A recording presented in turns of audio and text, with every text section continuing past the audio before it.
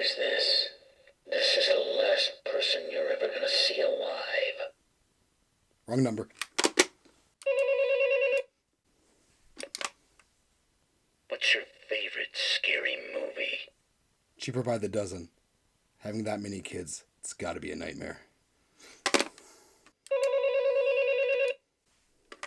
Hello, Sydney. You hang up on me and I'll cut through your neck until I feel bone. Rude. Dan it, doo-doo loves movies. Dan it, doo-doo loves movies. What's up, dudes and dudettes? My name's Cody, and I'm just a dude who loves movies. And today I want to talk to you guys about Scream 6. The first half of this video is going to be spoiler-free, and then the last part is going to be spoilers. But I will let you know before we get to the spoilers, of course, because I don't want to ruin this shit for anybody. Scream 6 is the four survivors of Ghostface murders leave Woodsboro behind for a fresh start in New York City. However, they soon find themselves fighting for their lives once again as a new killer embarks on a bloody rampage, but this time in the Big Apple. So I did see this movie Thursday night at the fan event showing. I wanted to sit on my thoughts on it before I made a review, so that's why it's coming out a little later. I'm very partial to this franchise. I love the franchise. I could be called dude who loves the Scream franchise. So I wanted to wait for my fandom to kind of die down so I could rethink things and really evaluate it. My theater experience was really cool. Like I said, I went to the fan event. I went to AMC because it was the closest fan event that was in my area. I am not a fan of AMC at all, but they did hook it up with the merchandise. They had this cool lenticular cup, which was really, really cool. 3 different toppers. I got one. I did not buy all 3. I just bought one. And it also came with this really cool poster. I love this poster. So Scream 6 takes place about 8 to 6 months, maybe a year after Scream 5. And it has Tara, Chad, and Mindy all going to college with Sam tagging along to make sure that her sister's all right, just to keep an eye on her. And having New York City as a backdrop is something really fresh, and it's kind of a character in itself. They don't show any landmarks like the Statue of Liberty or anything like that. They don't go to any of those places, or Times Square. And I know some people might be like, well, that's all over the posters and stuff like that. It works, and you can tell that they're in a big city, and it's different from being in Woodsboro. And I thought that was pretty cool. The returning cast is excellent in this movie. I could give or take them in Scream 5, but the 4 returning cast members, I really grew to love them in this movie. And Melissa Barrero is a standout. She's the best breakthrough performance in this movie. And I know that might be a little weird to some people because a lot of people did not like her in the 5th one, but I promise you, she is great in this one. And in the 5th one, I feel like Courtney Cox kind of phoned it in as Gale Weathers. But in this one, she shines. And it may not be the best Gale Weathers performance, but it's really close to the top. She was great in it. And Ghostface is very brutal in this one. It's not like a Ghostface that's falling around or, getting hit by random things or, falling over bikes and stuff like that like you see in the previous Scream movies. This one means business, and he is vicious. So this Scream is the longest Scream movie in the franchise, but it does not feel like it. It is, as soon as it starts, it keeps going. It goes to like 1 to 60 right away, and it doesn't stop. It's a pretty fast-paced movie with really brutal scenes, really gory stuff, and it's a great time. Now, some people are going to love this movie. Some people are not going to love this movie. And some people are going to be middle of the road. Where do I stand at it?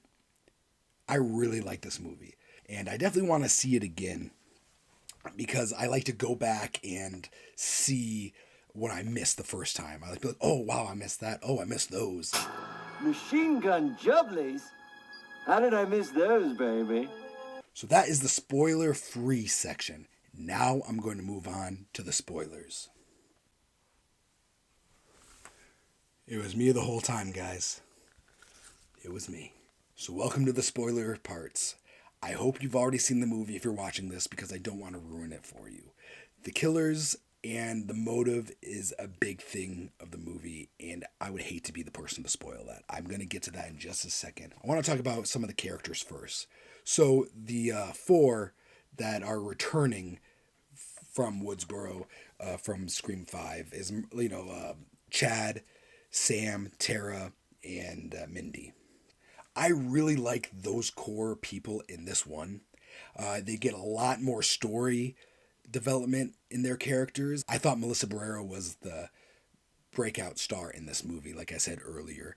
And she even outshined Tara, played by Jenna Ortega, which is not easy to do. I love in Scream 6, they kind of show the how each person is taking this trauma.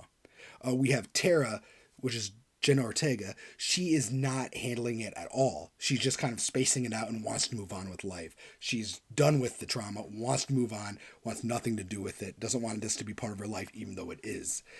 And then you have Melissa Barrera's character, who is going to get help, going to a therapist, trying to talk through this, and trying to get that vision of Billy Loomis out of her head. In Scream 6, you really, really care and feel for Melissa Barrera's character. She's been going through a lot of stuff. She, along the lines, has been blamed for the murders that happened in Woodsboro. They're saying that she orchestrated this thing, and she blamed it on Richie, and framed him, and he was innocent, and she's the one who orchestrated it. She's the bad guy. After they all found out she was Billy Loomis's daughter. And you kind of see how the public reacts to it without knowing facts. They just kind of blame her and they keep going at her. And that's something that happens in real life. So I really like that they focused on that. And you, like I said, you really feel for her character, or at least I did. I felt really bad for her. And like I said, Courtney Cox coming back as Gail Weathers in this one was great. That was my favorite scene in the whole movie, was Gail Weathers' apartment scene when Ghostface calls. It was a knockout, brutal scene. I liked it a lot. It was very, very well done, and I think it was very deserving of a legacy character. There's actually quite a few scenes that actually made my palms sweaty because I was nervous. There was one in the bodega. Also, the scene with the ladder where they have to go from one apartment to another outside. That was very intense. Another scene that was pretty intense was the subway scene. And I've been on the subway in New York City, and without Ghostface, it's kind of scary. You got to have your hand on your wallet. You got to look around. But it is a really cool, intense scene, and I liked it a lot. But somebody who was kind of shoehorned in there, and I know because when she heard that the movie was being made, she contacted Radio Silence and wanted to be a part of that, and that's Kirby. She did have a good screen presence. I did like her, but she's not Kirby like you remember. She's more grown up, more serious. Yes, she still has that movie knowledge, the horror movie knowledge, but I think she's grown up and she's gone through that trauma to where she's down to business and serious. None of the core four, which is the surviving members, kid members of the fifth one, none of them die, and none of the legacy characters die. Courtney Cox, she does not die. And I like that because in this movie, Mindy goes through the rules of the franchise, and she was like, no one's safe, this or that, and they kind of did the opposite. And I really liked that. But I kind of knew that Courtney Cox wouldn't die in this one just because everybody was expecting it. But Scream 7, that's a whole different story. They do explain where Neve Campbell is in this movie, where Sydney is. I'm a huge Neve Campbell fan and Sydney fan, and I was kind of upset that she didn't come back, but I understood why she wasn't coming back, and she needs to get paid her worth before she comes back. So hopefully we do get her back. Is she missed in this? Not really. The movie stands on itself without her, which I was kind of shocked. So without Neve Campbell in this, they were able to focus more on the core four, and we were able to develop their characters a lot more, which was great getting to know them. Because like I said earlier, I didn't care about them so much in the fifth one, but this one I really did care about them. There's a scene where two Ghostface in costume start stabbing Mason Gooding's character Chad, and they just go to town on him, and you think he's dead, but later on in the movie, at the end, you find out that he's still alive.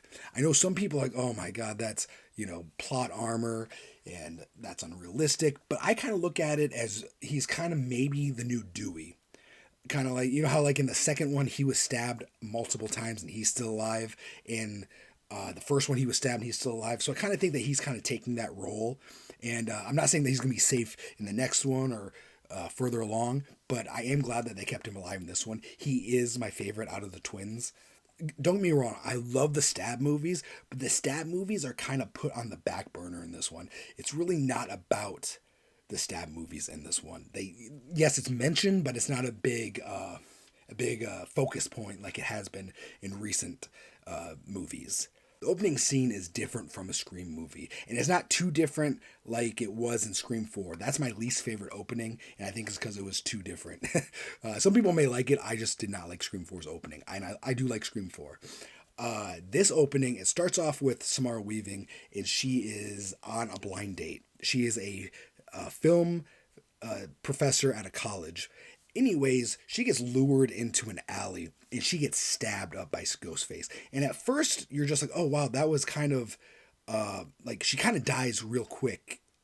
Like, like stab, stab, stab. It's not like drawn out, fight, this and that. And I was kind of like, oh, that's weird. But then they kind of linger on Ghostface.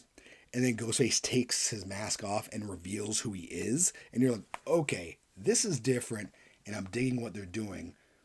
And then I'm like, okay, so this is still the opening scene.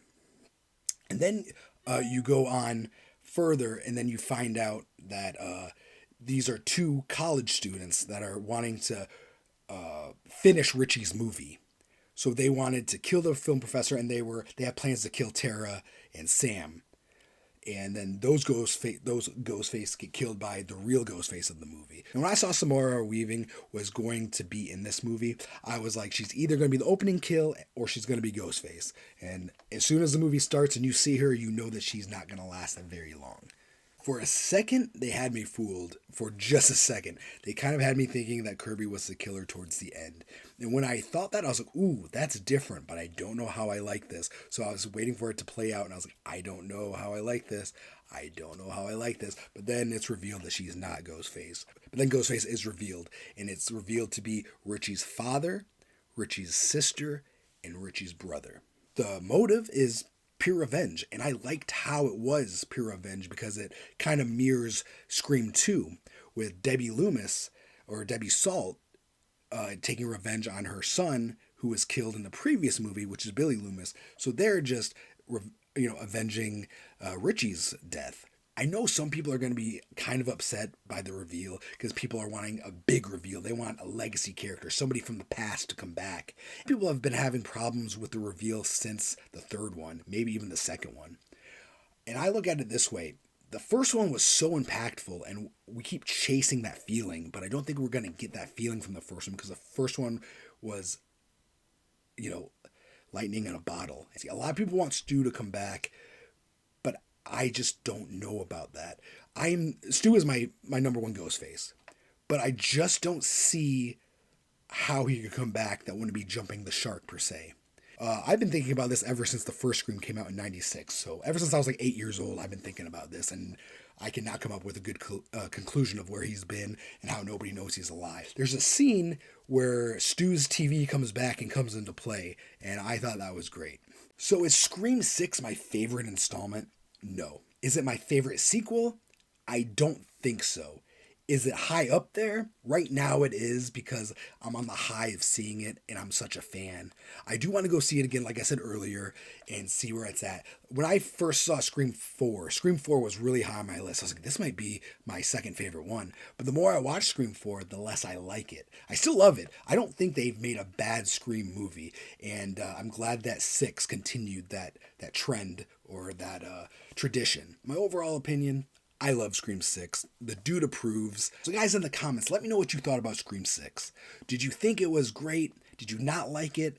Do you think it was okay, middle of the road? Let me know your rankings. Where does it fall in your rankings? Is it your favorite sequel? Is it your favorite? Is it your worst sequel?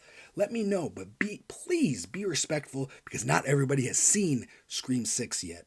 So if you're going to put spoilers, please put spoiler alert and then a couple lines of blank, just so we don't give this away for anybody. Also, earlier tonight, I was on Drum Dum's channel, part of the Scream 6 Roundtable Spoilers with Pizzow and Nick from the Lost River Drive-In. So if you want to go check out their opinions, we talked for about 2 hours about what we liked, what we didn't like. We give all the spoilers, and you get 4 different people's perspective, and it's great. It was a great time. I'll put the links down in the description, so go check it out. So guys, don't forget to roundhouse kick that like button.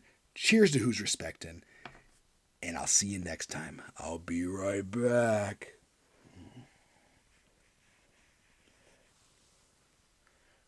I feel like Nev Campbell in Scream 2. She thinks she can go off to college and be happy. And then the murderer comes back. Starts killing off all of her friends.